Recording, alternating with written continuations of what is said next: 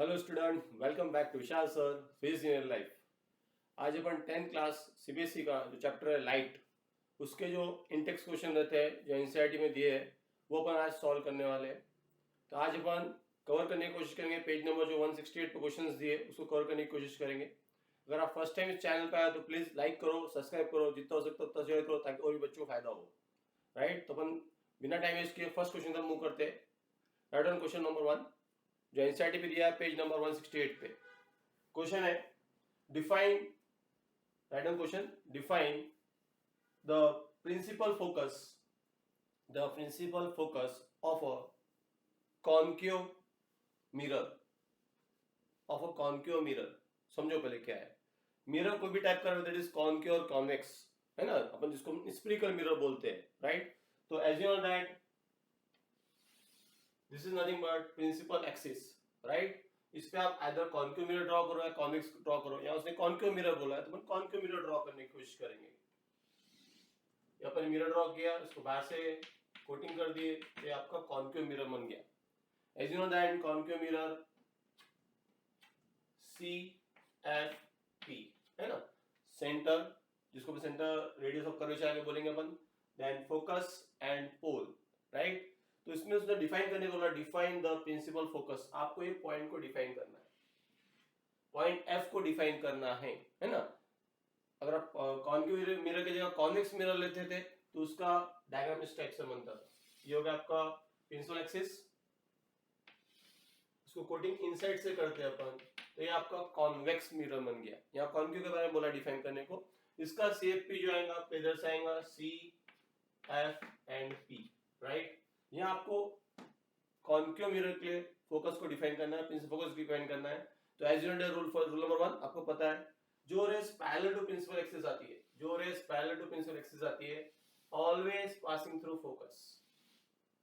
ये आपको पता है, प्रॉपर्टी भी पता है कॉन्केव मिरर की, एक पॉइंट पे कन्वर्ज करता है। राइट, यहां से भी ड्रॉ करता हूं मैं, parallel to principal axis always passing through focus, यहां से जाएंगे।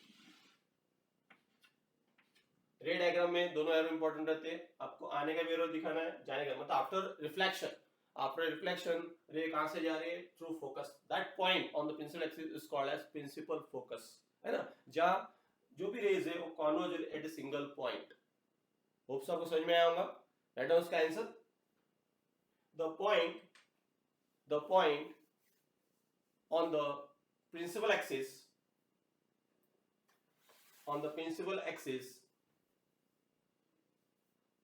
Underline that word, principal axis को अंडरलाइन करो, पॉइंट को अंडरलाइन करो, principal axis comma where all the incident ray, जो रे आ रही थी इंसिडेंट रे थी सब आपकी, all the incident ray comma parallel to principal axis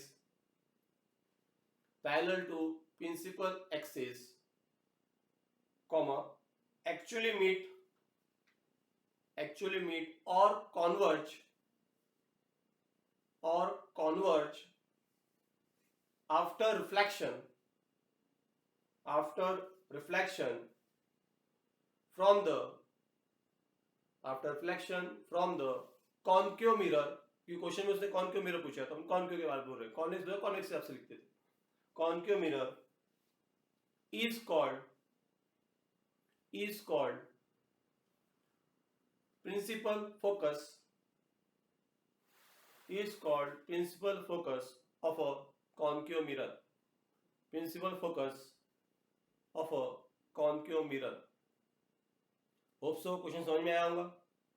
like तो बनता है, लाइक करो, सब्सक्राइब करो, नहीं किया होगा तो बेल आइकन में क्लिक करो ताकि आपको जैसे वीडियो अपलोड करते जाऊंगा आपको नोटिफिकेशन मिलते जाएगा। राइट, चलो नेक्स्ट क्वेश्चन तक मूव करते हैं। ये होगा क्वेश्चन नंबर 1। CFP कंसेप्ट याद रखो, CFP है ना, centre, focus and pole. Right, mirror कोई भी टाइप कर रहा है, वेदर इट इज कॉन्केव और कॉन्वेक्स, दोनों में आपको CFP मिलना है। इस पे बेस्ड क्वेश्चन आता है एग्जाम में, ध्यान रखो। मिरर या फिर लेंस, इसके बेस्ड क्वेश्चन पूछे जाते हैं। प्लेन मिरर पे क्वेश्चन कम आते हैं, ग्लास स्लैब पे कम आते हैं, बट मिरर एंड लेंस इस पे क्वेश्चंस आते हैं। राइट, आगे और डिस्कस करेंगे इसके ऊपर। नेक्स्ट क्वेश्चन उसी पेज पे नेक्स्ट क्वेश्चन दिया है, देखो। Write down second question, the radius of curvature Second question, the radius of curvature of a spherical mirror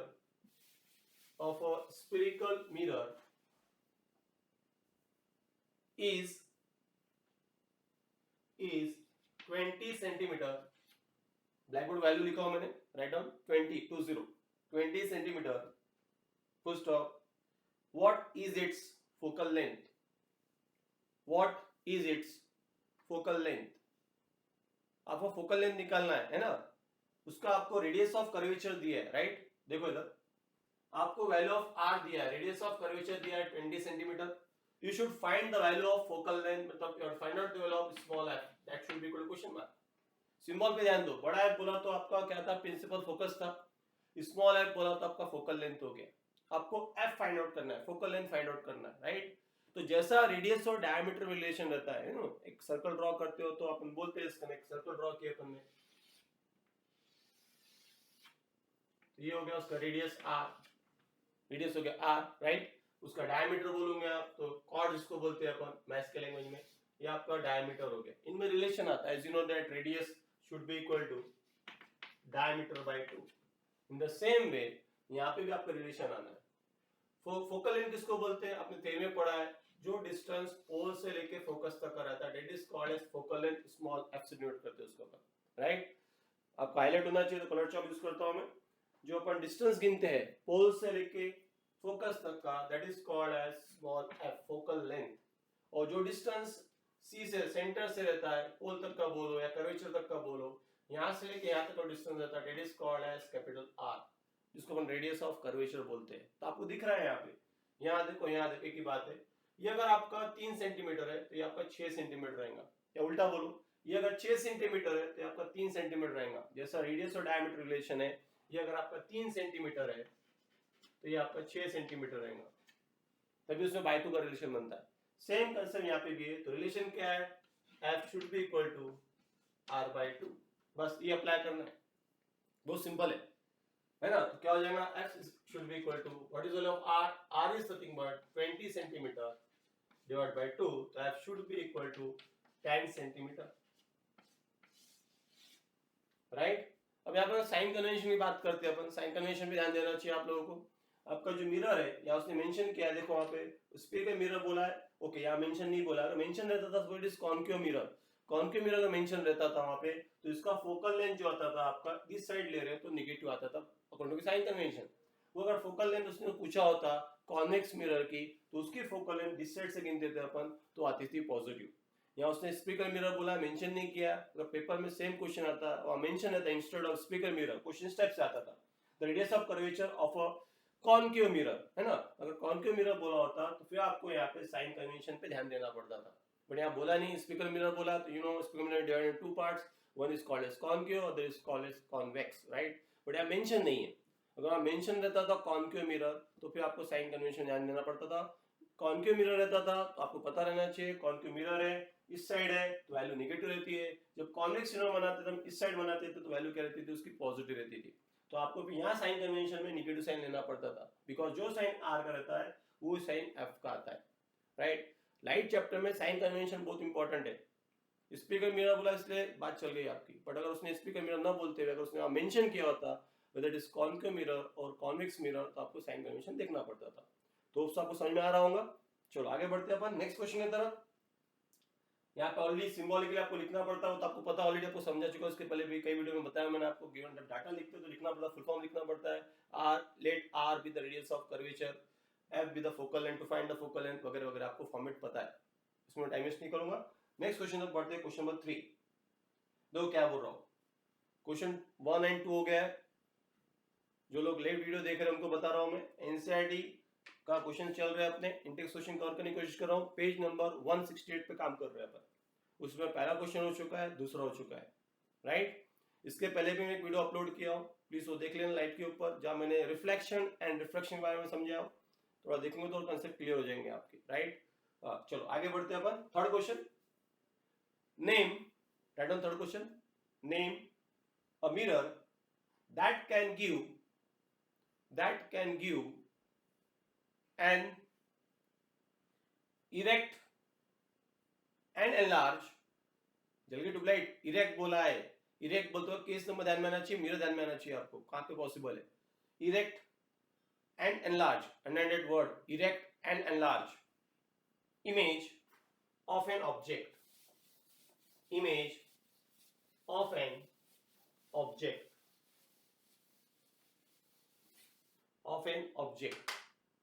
देखो यहाँ आपको हिंट दे रहा हूं, इरेक्ट बोला है और एनलार्ज भी बोला है। अगर आपको याद होगा, यू नो केस नंबर से मैंने पढ़ाया था, आपको याद होगा तो केस नंबर जब इरेक्ट की बात करती है, you know from case 1 to 5 the image should be real and inverted. For case number 6, 7 and 8 है ना, 6 केस कॉन्क्यू की और 7, 8 कॉन्वेक्स की, the image should be virtual and erect. तो आपको यहाँ पे केस नंबर 6, 7 and 8 की बात चल रही है। बॉर्डरिंग चीज देता हूं मैं, बिकॉज इधर कॉन्केव है, ये आपका कॉन्वेक्स है, याद होगा तो। इसमें आपको जो नेचुरल इमेज मिलता है वो मिलता है virtual and erect. Virtual word आ चुका है, मतलब केस नंबर 6, 7, 8 की बात कर रहा है। उसने और बाद में हिंट दिया, हिंट में क्या बोला उसने, एंड एनलार्ज। अगर याद होगा आपको, इसमें आपको एनलार्ज मिलती थी, इसमें हाईली डिमिनाइज जिसको अपन पॉइंट साइज बोलते हैं, इसमें डिमिनाइज मिलता था, राइट। या उसने एनलार्ज बोलते बोलो, आपके ये ऑप्शन खत्म कर दिया कि जो नेचर जो साइज आता है ना, जो साइज आता है नेचर तो पता आपको, वर्चुअल आ रहा है, केस नंबर 6, 7, 8 में आ रहा है। तो 7 और 8 जो आपका है, ये आपका कॉन्वेक्स मिरर का है, जहां उसकी साइज आती है हाईली डिमिनाइज्ड, और जिसको अपन पॉइंट साइज बोलते हैं, या फिर आता है डिमिनाइज्ड। यहाँ उसने दोनों नहीं बोला, उसने एनलार्ज बोला। इसका मतलब केस नंबर 6 की बात कर रहा है। केस नंबर 6 की बात कर रहा है, मतलब an object is placed in between focus and pole. समझ में आ रहा क्या पूरा, when object is placed in between, कहां प्लेस किया होगा, फोकस एंड पोल। तो डबल से क्वेश्चन पूछ रहा हूं, क्या बोला उसने, नेम अ मिरर, मिरर का नाम बताना, that can give an erect and large image of an object. तो आपको समझ में आ गया होगा आंसर क्या होना चाहिए। केस नंबर 6 बोला, which type of mirror we use, that is nothing but concave mirror. उसने अगर डिमिनाइज बोला होता तो आंसर कॉन्वेक्स आया होता। मैं दोनों ऑप्शन बता रहा आपको। अगर उसने यहाँ पे इंस्टेड ऑफ एनलार्ज तो उसने डिमिनाइज बोला होता है, हाईली डिमिनाइज बोला होता, तो मिरर का नाम आपका चेंज होके फिर आप चले गए होते कॉन्वेक्स की तरफ। बट यहाँ उसने बोला है सेंटेंस में एनलार्ज, एनलार्ज बोला तो केस नंबर 6 की बात कर रहा, केस नंबर 6 बोला तो आपका मिरर हो गया, आपका कॉन्केव मिरर हो गया। होप सो समझ में आ रहा होगा। मैं मेहनत कर रहा, प्लीज आप भी मेहनत करो, लाइक तो बनता है, सब्सक्राइब जरूर करना। चलो आगे बढ़ते हैं अपन। होप सो क्वेश्चन नंबर 3 में डाउट नहीं होगा। वही पेज पे लास्ट क्वेश्चन चल रहा है आपका, क्वेश्चन नंबर 4। होप सो कुछ डाउट नहीं होगा। अगर डाउट्स है आपको तो प्लीज कमेंट में लिखिए, मैं अपने साइड से क्लियर करने की कोशिश करूंगा। इस टाइप की वीडियो मैं लाते रहूंगा आपके लिए। और एनसीईआरटी के जो भी इंडेक्स क्वेश्चन है, एक्सेल क्वेश्चन है, जो एक्स्ट्रा क्वेश्चन दिए गए वो कवर करने की कोशिश करूंगा, ताकि आपको कंसेप्ट क्लियर रहे और इजीली समझ में आए। चलो आगे बढ़ते हैं क्वेश्चन नंबर 4 की तरफ। जो 4 क्या बोल रहा है, write down question number 4। Why do we prefer a convex mirror? Convex mirror बोल रहा, convex mirror as a rear view, REAR view, VIEW, rear view mirror in vehicles। आपको पता रहना चाहिए व्हीकल में जो मिरर यूज होता है कॉन्वेक्स मिरर होता है। तो पहले आपको प्रॉपर्टी पता रहना चाहिए, कॉन्वेक्स मिरर में क्या होता है, कॉन्केव मिरर में क्या होता है, तो क्वेश्चन का आंसर लिखने में इजी जाएगा। थोड़ा सा हाईलाइट कर देता हूं बात को। देखो इधर मिरर अगर कॉन्केव है या फिर मिरर कॉन्वेक्स है, ये आपको ऑलरेडी पता है कि व्हीकल में कॉन्वेक्स यूज करते हैं। क्या होता है दोनों, देखो एक में बिग टू स्मॉल होता है, एक में स्मॉल टू बिग होता है ना। जैसे for example case of concave mirror, आपको जो ऑब्जेक्ट की साइज है आपने पढ़ी भी है, स्मॉल से एनलार्ज तक गए थे तो स्मॉल से बिग की तरफ गए थे, याद होगा तो, है ना। फ्रॉम केस नंबर 1 से अगर आप ऑब्जर्व करते हो 6 तक, तो स्मॉल से बिग की तरफ गए, कहीं सेम साइज भी आया था। बट यहाँ पे क्या हुआ था, कॉन्वेक्स में क्या लिख के रखा हूं मैंने, हाई डिमिनाइज हुआ था, भी डिमिनाइज हुआ था, याद होगा तो, राइट। तो इसमें क्या होगा, बिग टू क्या होगा, इसमें स्मॉल होगा। मतलब इतना बड़ा बैकग्राउंड इतने से मिरर में आ रहा है आपका, जस्ट सोचो क्या बोल रहा हूं मैं, है ना। मतलब फील्ड ऑफ व्यू आपका क्या हो रहा, बढ़ जा रहा है। बिगर साइज स्मॉल साइज में आ रही, आपके व्हीकल के मिरर में कई बिल्डिंगें दिख जाएंगे आपको उसके अंदर, तो बिग टू स्मॉल हो रहा है उसमें, वो उसका एडवांटेज है।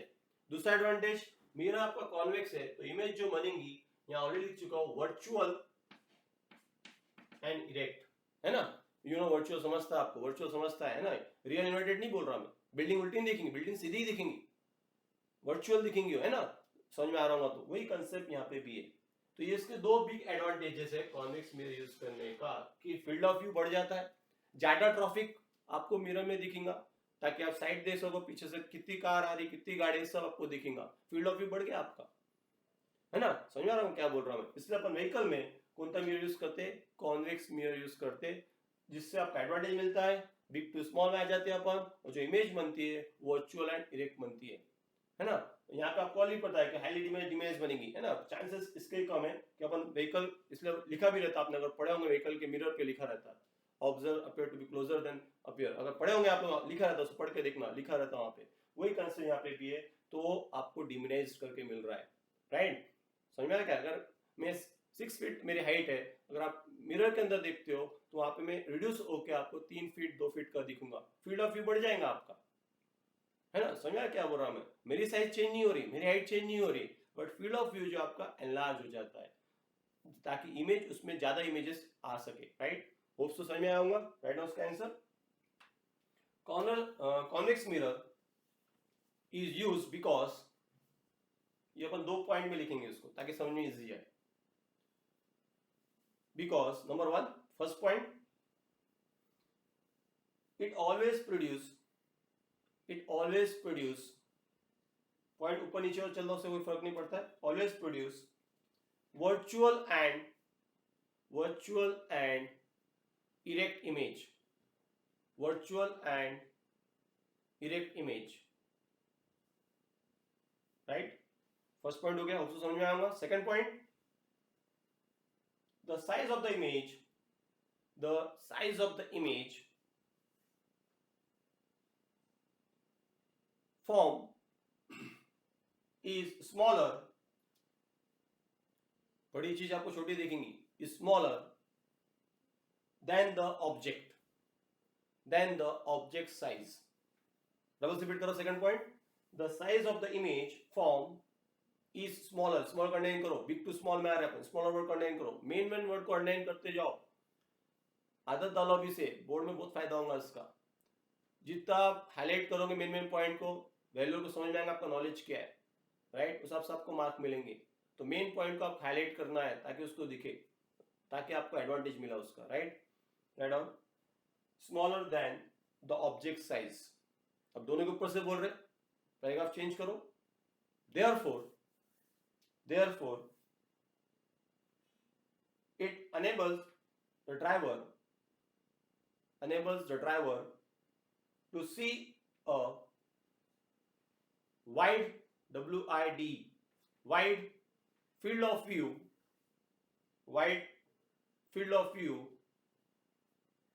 of the traffic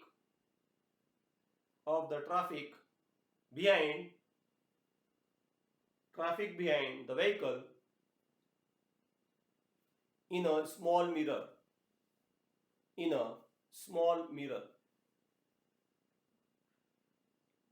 होप्स तो आपको समझ में आया होगा।